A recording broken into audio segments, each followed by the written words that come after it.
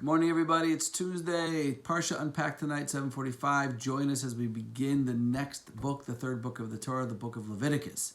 And what I want to do today is finish the 15th blessing of the Amidah, and then we'll take a little break. We'll talk about Pesach for a little bit, and then we'll go back to continuing the Amidah. So we're in the 15th blessing. The 15th blessing says, Es tzemach David avdecha meheras atzmiach.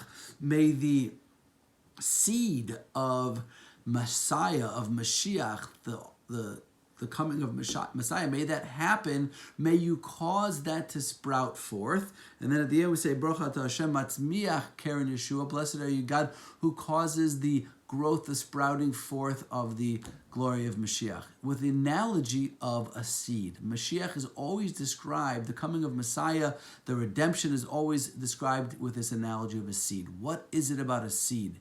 So we know that something that grows doesn't just appear one day. There's a lot of growth that takes place hidden beneath the surface that nobody sees. Underground, the tree is sprouting and creating a root system, and a whole bunch of things go on underground before it appears on earth. That's the process of Mashiach. Mashiach doesn't happen overnight with a single event.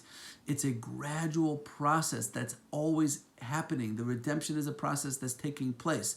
Another analogy that's used to describe the coming of Mashiach is one used by the prophet Isaiah, where he says the light of Mashiach will shine forth like the dawn. Why the dawn? Because what's the darkest moment of the night? That moment right before dawn is the darkest it gets. Now imagine if Hashem decides at that moment, okay, it's day, and he turns on the lights. Have you ever been in a room that's dark for a long time, and someone comes in and turns on the lights? Your eyes can't adjust. It's too much. You're blinded by that light. So Hashem doesn't do that. He starts day gradually, lets the sun come up so our eyes can adjust and focus. That's the same process that goes on with the coming of Mashiach. It's not something that happens with a cataclysmic event in one moment. It's a process that's unfolding. Think about Jewish history. The darkest moment in Jewish history, of course, was the Holocaust, where over 6 million Jews were murdered. What happens? The beginning of the redemption starts to take place gradually in small steps right afterwards. 1948, the founding of the State of Israel, a war of independence, which we narrowly won. And then 1967, Jerusalem is liberated. Communities in Judea and Samaria are once again accessible to the Jewish people. And then Jewish people start slowly, gradually returning to the land of Israel. Redemption is a process that's taking place slowly and gradually before our eyes, but don't think that it's not happening, because Mashiach doesn't just happen one day.